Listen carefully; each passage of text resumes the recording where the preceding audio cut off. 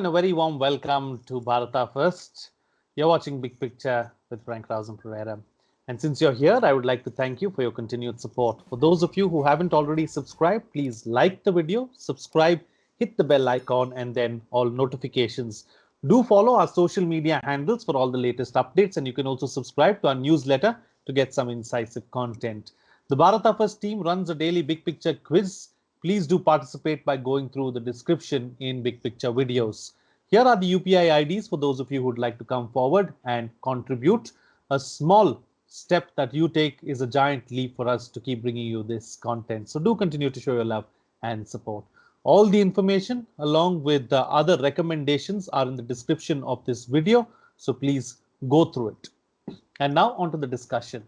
A large section of Kerala, including celebrities, politicians, social media users, and the general public, is angry or wary about some of the changes brought about by Lakshwadeep's newly appointed administrator, Praful K. Patel. Many of them have sought his recall and alleged that the tweaks he has made since taking over in December 2020 are destructive and target the island's largely Muslim population. The BJP has, however, said that they were only meant to end corrupt practices of politicians and to bring about positive development in the island. Several leaders from Kerala have written to the centre and even President Ramnath Kovind, citing the traditional ties between the island group and Kerala. In this edition of Big Picture, we will analyze what the Save Lakshwadeep campaign is all about. Joining me on the program today are Sreejith, Panickar, political analyst, Renjith Marar, advocate to the Supreme Court, and Ahamed, Saju, National Vice President of the Muslim Student Federation. Thank you to all my guests for joining me on this edition of Big Picture. Sreejith, let me start the program with you first. Let's understand and analyze why Lakshwadeep has been in the news of late, because there's hardly anything that is reported from Lakshwadeep in mainland India. But now, off late, social media is a buzz with this particular issue, and everybody seems to be talking about it. Now, the national media too has picked it up. Why is it so? Well, Frank, Lakshwadeep is in the news. That is a great thing to know, but then it is there for all the wrong reasons. So that is probably the dim side of it. So what I understand is that there are some truths in the allegations, but also there are some half-truths and a lot of lies as well. So I'm taking a mixed view. I'm taking all these things with a mixed view, basically because some of the arguments are right and some are wrong. And I think the arguments are more on the negative side, which are wrong. I would interpret it that way. But then we can probably get into the details of all of these things. But then what I see is that by raising these issues, the main attack is on the center, who controls the center, and also the administrator. Basically, because now it is a political appointment. That is one of the things that has been claimed.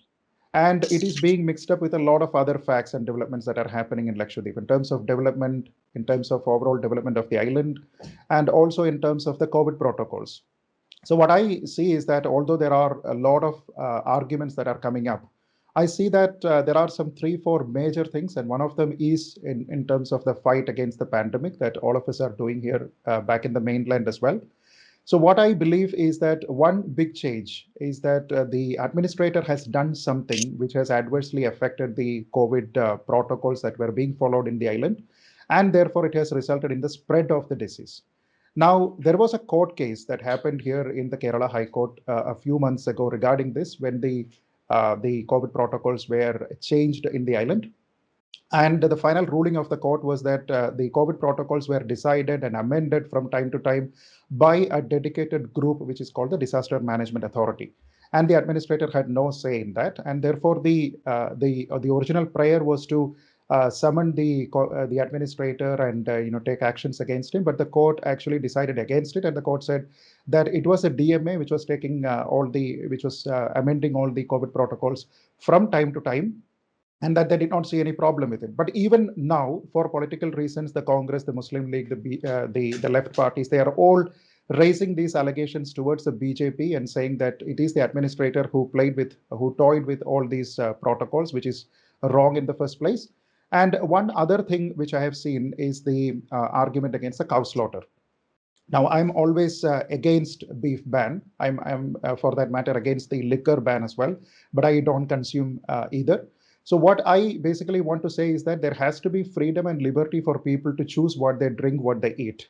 And therefore, I am against all kinds of beef ban, whether it is bull, whether it is cow, whatever it is. So on that point, I have a strong disagreement with the draft law that was being proposed in the Animal Husbandry Department in Lakshadweep. And the third one, which I think is probably affecting the relationships with the mainland, is the ship routes for moving the cargo through the seas, through the vessel by using the vessels.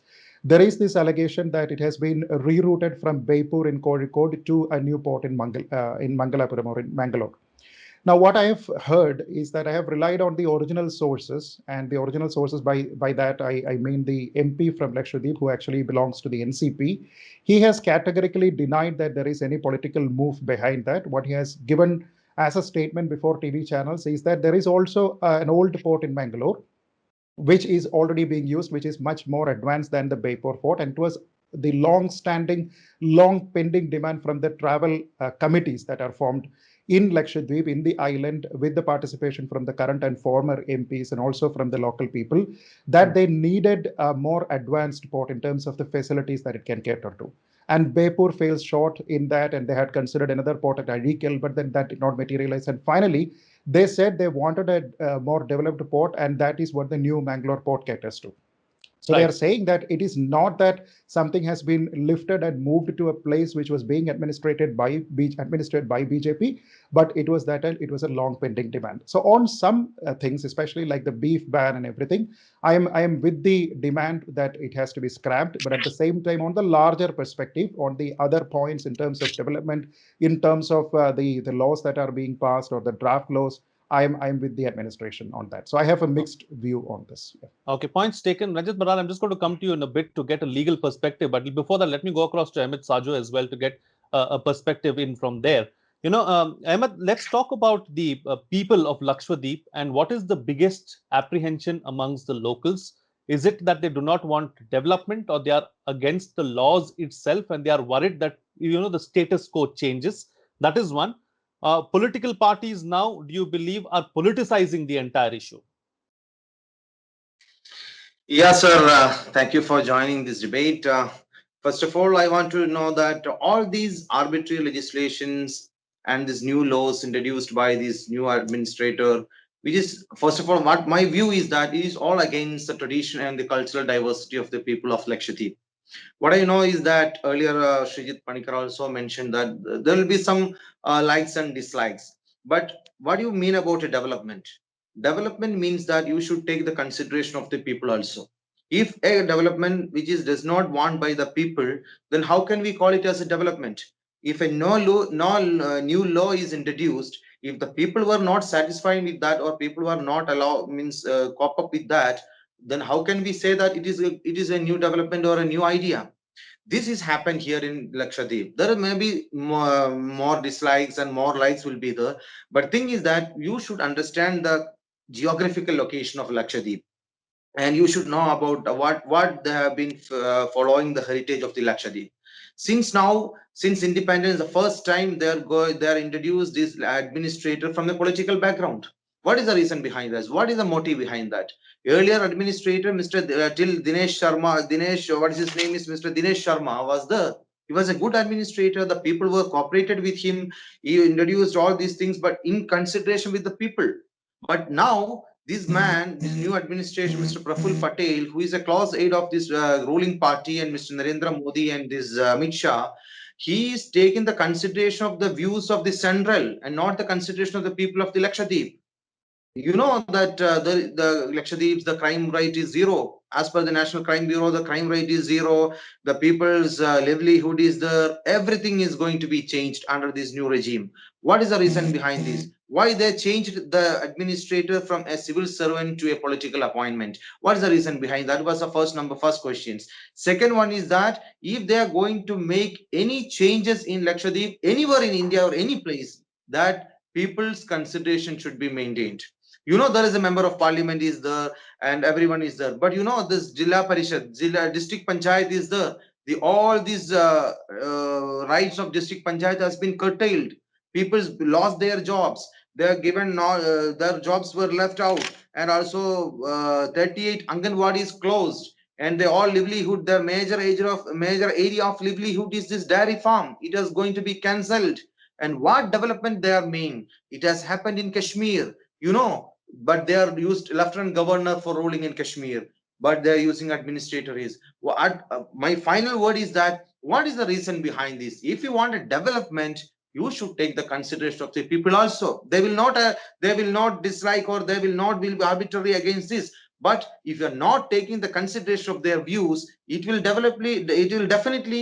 hurt the people of the Lakshadweep. That is what I feel from these protests, all these things. Okay, points taken. You need holistic development. The points of the people of the place need to be taken forward, and they need to be accommodated, is what you're suggesting. Renjith, Definitely. Marar, you've heard the other two panelists. Let me bring you in for a legal perspective. First and foremost, let's talk about the powers of the administrator and this whole issue of how, a bureaucrat's role has now been changed to a political appointee's role. That is something that is being spoken about as well as the administrator of Lakshwadeep. Your thoughts on that? See, as per Article 239 and 240, the power is given to the President to do whatever is necessary to regulate and regulation as well. So far as Lakshadweep is concerned, the President cannot act on himself. Therefore, the administrator is appointed to do the things which is necessary on behalf of the President. Now that the history of the person who has been appointed is the black shade, or rather the black or grayish area, which has been now being discussed, we have to accept there has been tremendous changes that has been brought in by virtue of these regulations. Regulations have come in 2021. The draft regulations have come in. Many regulations may go on to become law as well. One among those regulations is the Gram Panchayat regulation, which is repealing the 1994 earlier regulation, which was in existence. One. Secondly, the Development Regulatory Authority, which is now being constituted, by which numerous rights of the inmates of the island is being taken away, or rather, the definition of whatever is in existence is being diluted, or rather redefined. We have to say. Then there are these Cattle Banning Act. I thought that was one area which should have been avoided. Then the prevention, the Gunda Act, which we call as the Prevention of Antisocial Activities Regulation, which is the new act that has come into existence. Then we also have some other acts which will necessarily take away the rights of the parties who are the islanders. Now, when you redefine the act, or the rights of the persons who are the inmates of the island, then you may always find it very difficult, because there will be friction. Nobody has a difference of opinion so far as development is concerned. There has to be development. Whether this development was necessary at all is the question. It needs to be, from the perspective of the islanders, they may not see that these developments are necessary. But when you see the totality as a nation, the nation may want the development to come. Therefore, these regulations have come in. But when the regulations come in, that is the picture. That is, in that picture, you will have to necessarily see. When the Development Regulatory Authority comes in, there are numerous offences which has come in. I also said that there is the redefinition of the rights of the parties who are the islanders. Then, when you bring in the Cattle Banning Act, Cattle Slaughtering Banning Act, that is what they call it, you also tend to make the preventive detention for various attempts, various offences, or even if it is not contemplated, or rather conducted or contested or proved to be guilty. Then you bring in preventive detention so far as these things are concerned, these offences are concerned. One definition is a cruel, given under the prevention of this act, the Prevention of Antisocial Activities Act. One definition is a cruel person. See, these definitions are too vague. You want to necessarily make sure that there is no protest at all. Then one offense which comes under the same act is Chapter 11 of the Information Technology Act. That there you may express your opinion in the social media, etc. If it constitutes an offense under Chapter 11, then also you can be booked under the Preventive Detention Act. The Preventive Detention Act is in violation of Part 3.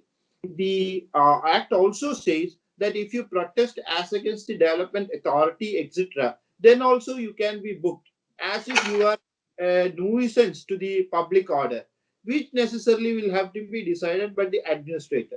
Therefore, the apprehension of the people in the island would be that the entire mechanism is being taken away by the administrator. See, when any new law comes into existence, the apprehension of the people is going to it will be there. Even in the main island, if you see a new act comes into existence, you will necessarily have the friction. But how will you sort out these frictions is for the government to think. Now you do not have. This is the whole problem in the island. You do not have an elected representative there. Only elected representative is for the Gram Sabha. Gram Sabha, as I understand it, the new regulation does not take away what was in existence for the earlier Gram Sabha or the district panchayat. What it takes away is it has brought in certain, what do you say, new kind of disqualifications so far as the members of the Gram Sabha are concerned. Maybe few Anganwadis give away to new schools, etc. But then the other thing, so far as the temporary appointments are concerned, that has to necessarily go. It is against the Supreme Court judgment. But when I say that these regulations, the development will have to necessarily come, when you look at the various provisions of the Act, you can find that it violates Part 3 of the Constitution. When any law violates Part 3 of the Constitution, it necessarily will have to be held to be unconstitutional. Many a number of provisions you will find there inculcates, or rather it comes with a certain kind of a bias. There is chance of malafide, and there is also redefinition of what the entire rights of the people are. Those apprehensions, but these regulations, as I understand it, it has sought for the objections from the people. The objections will have to be necessarily raised. But here the problem is you do not have a legislative assembly where the entire thing will have to be necessarily mooted. They do not get the privilege of this being raised. Even in the parliament, you do not get the stance because it is only being done by the president. And what he said about the crime rate is, is all European theories. It is not our practical wisdom, or rather, practical experience does not show that the crime rate is zero. There are enough and more crimes that is happening in Lakshwadeep. We have to move bail applications in the main island, which is the High Court of Kerala. Right then, Sreejith, let me come back to you and taking the discussion forward. Let's talk about since we are talking about the legal aspects, let's take this and focus on this for about a couple of minutes. So, how will these proposed laws and the act itself change things on the ground? Are the apprehensions justified? Yeah, Frank, that's a good question. The straight answer to that is that there are valid, problems. There are valid allegations, which are not just allegations, but which are facts, which are violative of the rights of the people in the island. But the problem here is that instead of pitching those things, there are other things that are being touched upon, which are essentially not problems. For example, you have to be very straight and honest in the points that you make. One, which I agree with Mr. Marar, is that the crime rate of Lakshwadeep is zero. That's absolutely wrong because the NCRB data is actually giving another picture. That is the first thing. The second thing is that I already discussed about the DMA and the COVID protocols which are being violated and not exactly violated, but for which the blame is entirely taken by the administrator, which again is wrong. And also the rerouting of the ship cargo.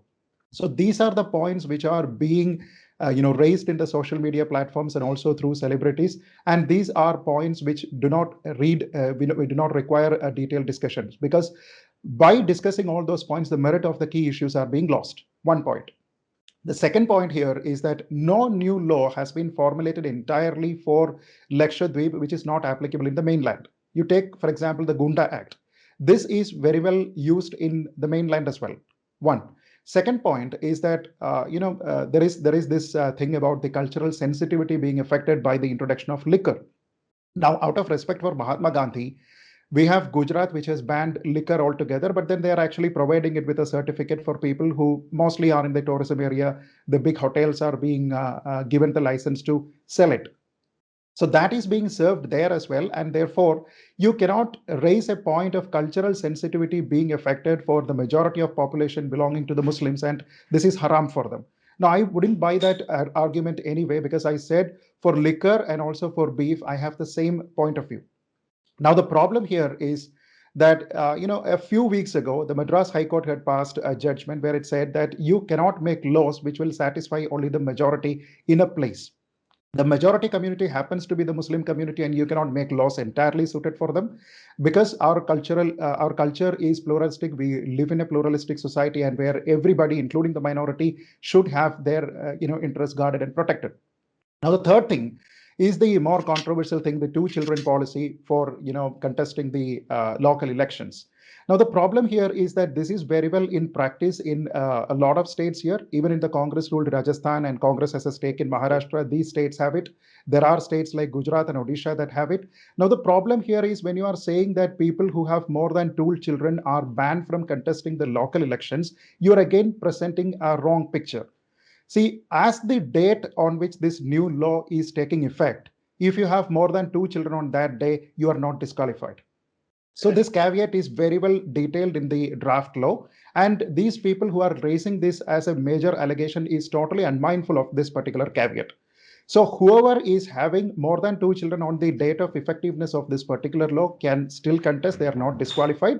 And the only problem is that they cannot have more children, so that they cannot contest. Now the same thing is applicable to others as well. And the problem here is that they are arguing that this is violative of Article 14 and the right to equality. But this same thing was brought before the Supreme Court multiple times before, and the Supreme Court has always maintained that it forms an intelligible differential, because these two people with two children and people with more than two children, are essentially forming two classes of people. And the reason for this bifurcation, mainly because it actually is in terms of the steps are being taken in terms of controlling the population, and a lot of other things like the social and welfare schemes for a limited number of people. So this was accepted by the court on various occasions. And it has always maintained that the intelligible differentia can be established, and therefore this is not violative of Article 14, because it comes with reasonable exceptions as well. Now, the problem, I come back to the main problem. There are valid reasons, especially in terms of cow slaughter, and especially because you are including bull, bullock, everything in the definition of cattle, which is being banned, and the slaughter and all those things. You can be given a large kind of unimaginable kind of a statement that you will have a long-term jail sentence, and you'll have huge fines imposed on you. These things are there for selling beef. These things are there for consuming beef. These things are there for transporting cattle. Now, these things are extraordinary steps. These are drastic steps which must be taken off. That is my view. Sure. But the problem here is that in spite of instead of raising these allegations as the main points, you are actually lobbying with a lot of other people who have particular political interests, and you are attacking the center based on that, and therefore you are neutralizing your own arguments, which are deserving more merit than what is being discussed now. So that is my point, Frank. Absolutely. Ahmed, I'm just going to come to you because Renjith had a point to interject on. I saw you raising your hand. Renjith, go ahead, please. He was telling this. He was telling this that the caveat is already there. If you have two children on more than two children on the date of the act coming into force, then you are not banned from contesting. Only thing is you should be restraining yourself from increasing the number of children you have as on the date of the enactment.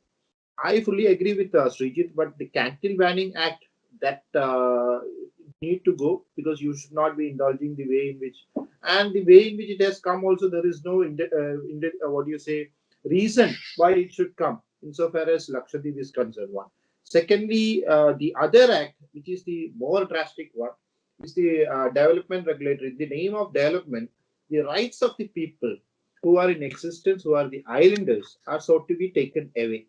Then one provision says that the ownership will be necessarily adjudicated by a person appointed by the administrator. There is no appeal. The civil courts have the right. Necessarily, it is the civil courts who will have to adjudicate upon the ownership rights, etc. Now, there are few provisions under the Act that the property can be taken away. The rights over the property can be taken away even without a compensation being paid. The provisions of the Right to Fair Compensation Act has been made applicable, but the caveat is always there. There is a notwithstanding clause in which there is an emergency can be taken away. The problem shooted. Last week there was a litigation in the High Court. Some of the fishermen whose nets were, or the place where their nets were being stored, was demolished, and the matter was taken up in the High Court. High Court directed to hear them and pass orders thereafter. But having said so, even violating the orders of the High Court, the orders were passed on a Friday evening. The entire shack were demolished on a Saturday evening, and then they could not even go to the problem with them is that they will have to necessarily move the High Court, which is in the main island. These all things do exist, but if there is an executive high-handedness which is being provided at various scenarios by the act which has come into existence, there is going to be a huge problem. The executive will have to be necessarily very fair in the implementation of all these activities sought to be made to be given effect. Unless otherwise the executive is fair, the implementation of this act is going to be very draconian. Okay. Which the history of the man who himself is the administrator is also giving a wrong message. Points taken. All right. So, Ahmed, let me come back to you now. Let's talk about a solution to this problem. What's the way out? Because clearly we've spoken about how there are certain apprehensions and we have to take everyone along and take everyone forward. From that perspective, what is the way out? Yeah, before coming to the point, I want to make a small suggestions what Sreejith, Panickar and Marar said, that whenever you introduce a law, you should not only considering the majoritarian view, but you have to consider the minoritarian view also. But in the case of CAA or NRC, you didn't consider that. I'm not talking about you, the government policy. I'm just, that's what I want to, apprehensions of me also. You didn't consider the views of the minorities before introducing that law. That is not here applicable, but I just want to say what we are mentioned, that we are not against anything. We always welcome for the development. We always welcome for this country's goodness and all these things. But it should be for everyone. If I may interfere, let him come. Let him complete. I'll come to you. Sreejith, I'll come to you. It's Let him all, complete. it's part of the all development. I'm just commenting. It's only. It's not for a debate. I'm just saying that we all Go ahead. country. Yes. Our country, we have different religious groups, we have different ethnic groups, different caste, everything is there. That unitedly we call as a country. If any developments happening in the non-Hindu, non-Muslim majoritarian area, we are not against it. If it happened in Kerala, if it happened in Karnataka, if it happened in Bengal, it happened in Gujarat, everywhere, unitedly we call India. That was a tradition we followed since independence, but it has got destroyed from the last 5-6 years when these two people are in their power. They're going to destroy all these countries' cultural values and ethnic values, and all these values got destroyed. In this particular case, what Mr. Angus says about Frank says about that, what apprehensions we need, that the things what we are going to introduce should be democratic. It should be considering the people's views. If it is undemocratic, if it is unilateral, if it is anti-people, people will definitely start demolition. People will definitely start demonstrate. People will definitely start the issues. That is happening in here also. There was no issue till now when the last administrator Dinesh Sharma was there. No issues was there. As you mentioned, that new development came. This one Lakshwadeep Development Authority. What is happening there? Why they are stopping all these dairy farms? What is the reason behind this? Still, they want developments. They want new techniques and all these things. You know, they are depending upon the Kerala healthcare system is weakened there. Education system has to be developed, everything has to be developed, but you should take the consideration of the people. What is the new laws which they have been introduced under the Society for Promotion of Natural Tourism and Sports? It has been excluded. Everything has been excluded. They didn't take the consideration of the people. As you mentioned that the two when you have two children, they will not be able to contest elections. The Gundaraj, 3 of my friends were arrested. They just call in the morning that they are going to be arrested. Why you are curtailing the internet? What is the reason behind this? If you want a good development, if you want a development for that region, you should take the consideration of the people. Why you introduce the Gunda Raj and arresting the people? What is the motive behind this? That I'm asking. What is the motive behind that? If you want a development, we all will be supportive. We all will be supportive. Points taken. Let me take the both Renjith Marar and Sreejith Panickar had some points to make very quickly because we've already spent quite a bit of time now. Sreejith, quickly closing comments from you, and then Renjith Marar, I'm coming to you. Yeah, this is basically not for a debate, but then there was a wrong comparison that was made. One is that CAA is not for Indian citizens, it is for foreign citizens.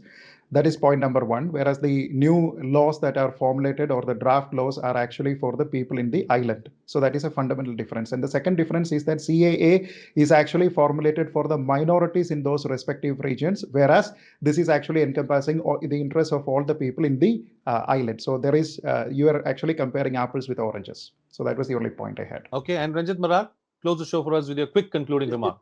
This is the whole problem. When you take away the genesis of what needs to be discussed, and you are discussing on some peripheral aspects, then this is going to be very difficult. Insofar as demonstration, I am also in tune and tandem with Ansar, who says that the demonstration is sought to be curtailed. Yes, the purpose, the very purpose, that is what I said. You can read in Malachites into what has been done. The very purpose of the Gunda Act coming now into existence is because they wanted to make sure that the demonstrators and even those who object to the Development Regulation Authority needs to be booked under the new Anti-Social Elements Act. The preventive detention can go beyond to the extent of outer limit of 1 year as well. And the administrator, again, is the person who will decide your fate, who can also depend on the advice being given by an advisory board, who again is also appointed by the administrator himself. Therefore, all these, going round by round in a cycle in which the very democratic process may be taken away. The solution, probably these agitations, these voices, dissent voices that may come in, may ultimately result in a situation in which a legislature may come, like the amendment which has come in existence for Puducherry or Delhi. It may not happen, but something like Puducherry may happen in due course of time, maybe in some years to come. This would be one way of igniting the thought of having a legislature for themselves. Otherwise, they do not have. So to say this, the affairs of those societies which Ansar mentioned is hopeless. I have to say that. Having contested cases for those societies and against those societies, the way in which the existing societies were functioning were hopeless. But then necessarily the islanders were living a life, they were enjoying privileges.